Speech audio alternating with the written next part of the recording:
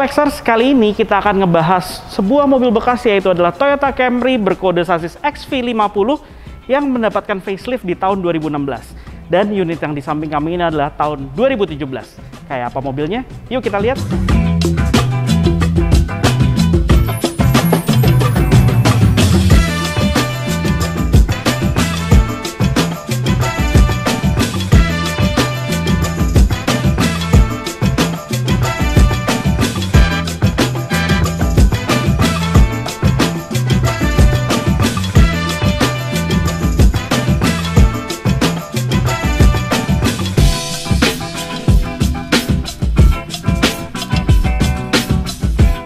Toyota Camry XV50 ini sudah mendapatkan facelift di tahun 2016, yang alhasil penampilannya mobil ini jauh terlihat lebih keren. Dia dicampurkan antara sporty dan juga elegan, dimana elegannya sendiri Anda bisa lihat sentuhan chrome di bagian grill depan dan terus menyambung ke masing-masing sisi lampu utama, serta di bagian bumpernya dengan desain bumper yang sporty namun tetap diberikan sentuhan chrome yang membuat penampilannya bercampur antara sporty dan elegan. Apalagi di bagian grill tengah di sisi bumpernya sendiri pun juga dia dilengkapi dengan grill yang ukurannya besar, yang membuat penampilan sportinya semakin kental lagi. Kemudian semenjak facelift di tahun 2016 ini, headlampnya dia sudah mendapatkan daytime running light LED di bagian sisi bawahnya.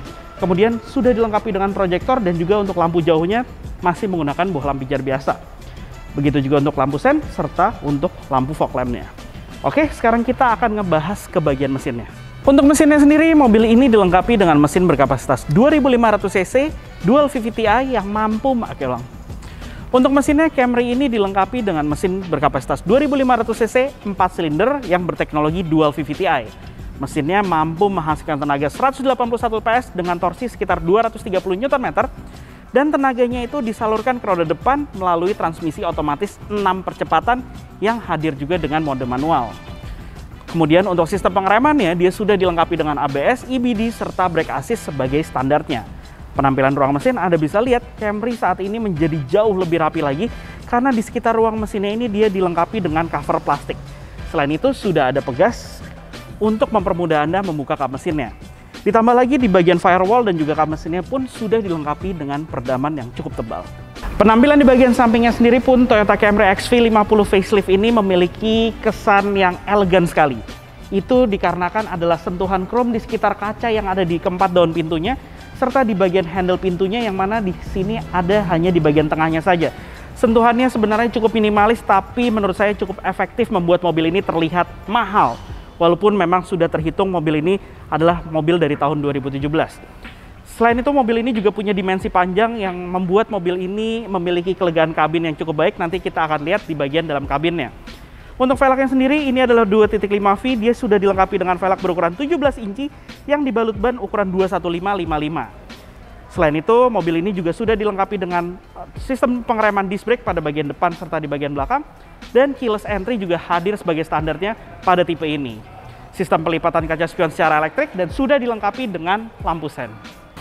Penampilan di bagian belakang dari Toyota Camry XV50 facelift ini juga memiliki sentuhan chrome yang cukup minimalis tapi efektif, layaknya di bagian samping yang membuat mobil ini memiliki penampilan yang tergolong elegan. Namun walaupun begitu juga seperti di bagian depan yang mana Toyota ingin Camry juga memiliki sentuhan ala sporty yang bisa dilihat dari bagian sisi bumper terbawahnya, yaitu seolah-olah mobil ini seperti dilengkapi dengan diffuser.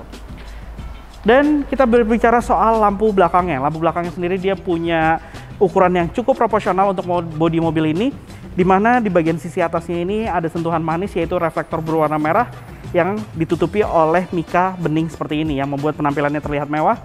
Dan memang untuk lampu sen dan lampu mundurnya masih menggunakan bohlam pijar biasa. Tapi untuk lampu rem dan lampu senjanya dia sudah dilengkapi dengan teknologi LED. Kemudian di bagian belakang, bicara soal fiturnya lagi, mobil ini sudah dilengkapi dengan kamera mundur sebagai standarnya dan juga ada 4 titik sensor parkir. Dan sekarang kita akan buka ke bagian pintu bagasinya, di mana pintu bagasinya sendiri bisa diakses langsung dari tombol micro switch yang ada di bagian belakang, atau dari bagian dalam kabin, ataupun dari anak kuncinya. Nah, bicara soal kapasitasnya, Toyota Camry nggak perlu diragukan lagi. Anda bisa lihat sendiri di sini kapasitasnya lega sekali. Tapi memang tidak ada partisi tempat penyimpanan tertutup di masing-masing sisi ataupun partisi lainnya. Dan juga bagasinya sendiri ini juga bisa langsung diakses dari dalam kabin melalui armrest yang ada di bagian jok belakang. Kemudian di bagian bawah lantai bagasinya sendiri, di sini juga ada berbagai partisi untuk tempat penyimpanan toolkit dan P3K, serta dia juga dilengkapi dengan tempat penyimpanan untuk ban serep, yang mana ban serepnya sendiri ini juga menggunakan yang ukurannya sama persis yang menempel di keempat rodanya. Kemudian di bagian pintu bagasinya dia juga sudah dilengkapi dengan peredaman yang cukup memadai. Nah, sekarang kita ada di bagian interior dari Toyota Camry XV50 facelift ini. Saya merasa pada saat masuk ke dalam kabinnya, mobil ini memang terasa mewah. Kemudian uniknya di bagian dashboard ini hadir dengan dua warna, jadi two-tone. Di bagian sisi atasnya warna hitam seperti coklat tua. Kemudian di bagian sisi bawahnya ini berwarna beige yang sama seperti di bagian joknya serta di bagian karpet dasar. Dan hal tersebut juga hadir di bagian door trimnya. Door trimnya ini jadi two-tone juga nih. Kemudian mobil ini juga dilengkapi dengan sentuhan wood panel di bagian dashboard sisi kiri, kemudian di konsol tengah, di bagian lingkar kemudi, dan juga di bagian sekitar tombol yang ada di bagian door trimnya, yang memang membuat kesan premiumnya terasa sekali. Apalagi adanya jahitan di bagian sisi atas dashboard ini juga membuat kesannya terasa lebih mewah lagi. Kita lanjut lagi, di sini ada sentuhan silver di bagian konsol tengah, begitu juga di bagian lingkar kemudi, di sekitar sisi kisi-kisi AC, dan juga di bagian door trimnya. Kemudian di door trimnya sendiri, handle untuk membuka pintu juga mendapatkan sentuhan chrome di sini. Oke, sekarang kita bicara dulu dari fiturnya dulu nih. Untuk model head unitnya, dia hadir dengan head unit layar sentuh dengan ukuran yang cukup besar di sini, di mana dia memiliki banyak sekali fitur. Jadi kita lihat dulu dari home buttonnya di sini, mulai dari mobil ini sudah dilengkapi dengan sistem navigasi, kemudian juga dia ada media player juga banyak di sini karena ada radio, bisa iPod, Bluetooth, USB, SD card, yang mana koneksi untuk USB dan aux-nya ini 3,5 mm-nya ada di bagian konsol tengahnya. Di sini juga ada soket 12 volt. Kemudian lanjut ke bagian panel AC-nya nih. Kontrol unit AC-nya di sini seluruhnya full digital. Di mana di sini tombol-tombolnya ini adalah untuk pengaturan AC dan dia sudah dual zone. Antara temperatur sisi kanan kabin dan juga sisi kiri kabin ini dapat diatur secara terpisah. Kemudian pengaturan arah angin, sisi tengah, atas, dan juga kaki, dan pengaturan blower, serta di sini juga ada tombol untuk defogger kaca belakang, depan, serta dia sudah dilengkapi dengan fitur auto. Di bagian atasnya ini dia menyatu dengan panel AC digital, yaitu adalah tombol hazard, dan di sisi kiri adalah untuk indikator dari alarmnya. Oke, lanjut lagi ke bagian instrumen cluster terlebih dahulu. Di bagian instrumen clusternya ini dia sentuhan berwarna biru, terlihat futuristik di sini. Memang tetap hadir dengan sentuhan analog untuk memberi informasi putaran mesin, speedometer, kemudian juga temperatur mesin dan juga tangki bahan bakar. Di bagian tengahnya ini ada layar MID berwarna, di mana dia punya banyak banget informasi di sini.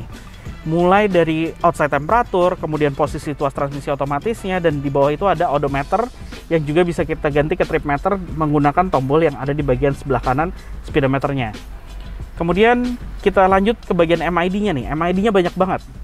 Dia di sini ada membaca konsumsi bahan bakar secara rata-rata, kemudian juga membaca konsumsi bahan bakar secara real time, kemudian juga ada bisa mengetahui konsumsi bahan bakar secara satu trip Anda melakukan perjalanan. Kemudian di bagian bawahnya lagi ada juga jarak yang sudah Anda tempuh seperti layaknya trip meter dan perjalanan terakhir Anda.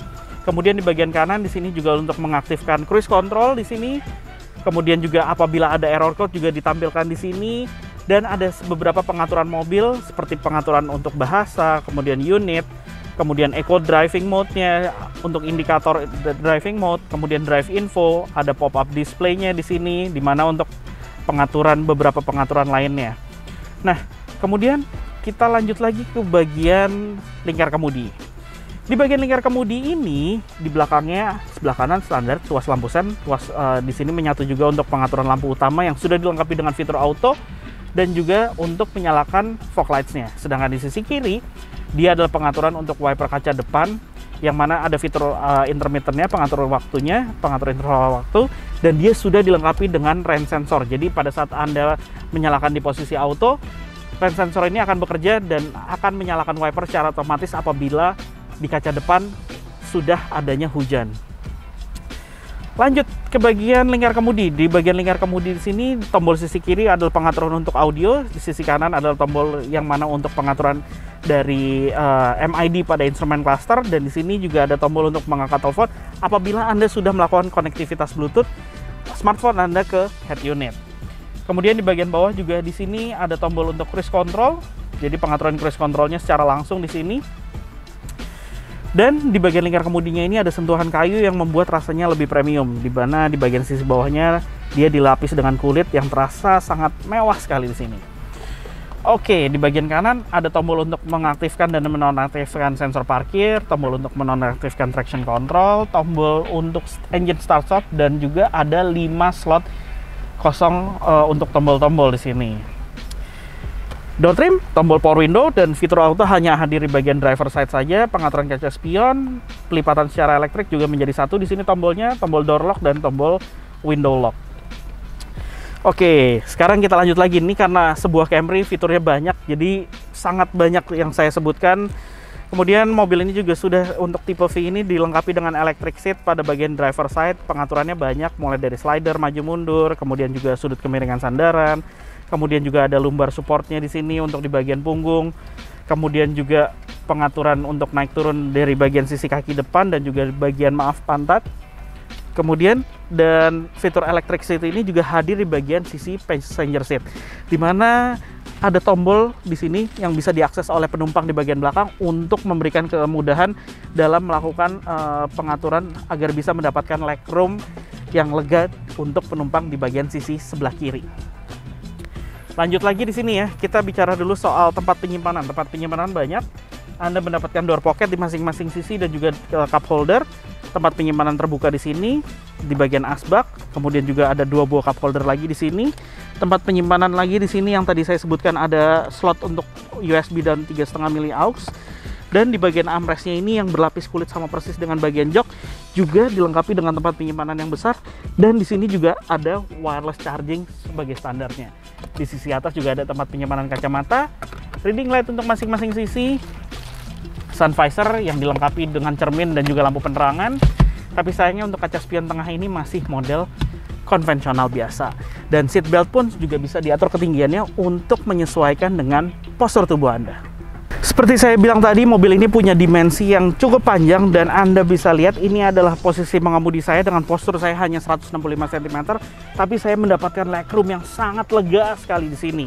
Kemudian kaki saya bisa berselonjor ke bagian bawah, dan uniknya di bagian bawah jok depan ini ada lampu berpendar warna biru pada saat Anda juga menyalakan lampu utama. Di bagian belakang ini sebenarnya dia punya kualitas material yang sama persis seperti di bagian depan. Model door trimnya juga dengan 2 warna khas seperti ini, dan ada sentuhan wood panelnya juga, ada asbak dan tombol power window. Door pocket dengan ukuran cukup besar yang bisa dijadikan 3 buah cup holder secara sekaligus, back seat pocket, dan Anda juga mendapatkan AC double blower di bagian belakang, yang mana tapi untuk temperatur dan juga hembusan anginnya sendiri diatur hanya ada dari bagian depan karena sistemnya hanya di paralel. Kemudian di bagian belakang ini saya merasa sangat nyaman sekali karena posisi duduknya ini sudut kemiringan yang sangat pas. Kemudian juga di bagian bawah ini dapat menyangga kaki secara sempurna dan saya bisa berselonjor. Dan di bagian tengahnya juga Anda mendapatkan armrest, di mana di bagian armrest tengahnya ini ada 2 buah cup holder lagi dengan sentuhan wood panel. Benar-benar sentuhan kemewahan seperti juga di bagian AC double blowernya. Di bagian belakang maksud saya hadir juga seat belt 3 titik untuk 3 orang penumpang secara sekaligus, dan hadir juga headrest di mana tapi untuk headrest di bagian sisi kiri dan kanan saja yang dapat diatur ketinggiannya. Kemudian reading light untuk masing-masing sisi juga hadir di sini. Serta di bagian belakang ini, mobil ini juga saya lupa menyampaikan soal airbagnya. Airbagnya sangat banyak sekali di sini di bagian pengemudi, penumpang, kemudian pilar A, dan juga di pilar C ini juga ada side airbagnya. Di bagian jok depan dari pengemudi ini juga ada side airbagnya.